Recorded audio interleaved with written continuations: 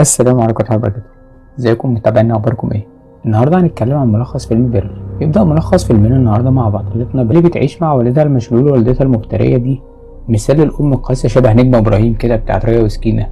وندخل في ملخص فيلمنا النهارده. ولو انت أول مرة تشوف قناتنا اتمنى تدوس لايك وتدعم مجهوداتنا وتشترك في القناة وتفعل زر الجرس عشان يوصلك كل جديد. وحكايتنا هتبدأ مع بطلتنا بيرل اللي حلمها تكون راقصة استعراضية. هي بترقص جوه غرفتها وتدخل عليها والدتها وتقطع عليها وصلة الرقص وتسمعها كلمتين في جنابها وتقول لها نفسي تعملي حاجة مفيدة في حياتك، تجري اكلي الحيوانات يا بنت في المزرعة. تسمع كلامها وتروح بيرل للمزرعة ونعرف من هناك انها مصاحبة كل الحيوانات وعاملة معاهم صداقات وتقول لهم انا طلعت من البيت وفي يوم انا همشي وابقى اشهر راقصة استعراضية. تهب منها خالص وتعمل لنا وصلة رقص كده جوه المزرعة. يدخل عليها ذكر وز كده المرة دي يقطع عليها وصلة الرقص برضه، فتقول له انت ايه اللي جابك هنا يا منيل، وتروح ماسكة شوكة الحشيش ورازعها في بطنه جايب اجله. البنت دي شكلها دماغها رايحة منها وتروح بيها على البحيرة على طول ونتفاجئ انها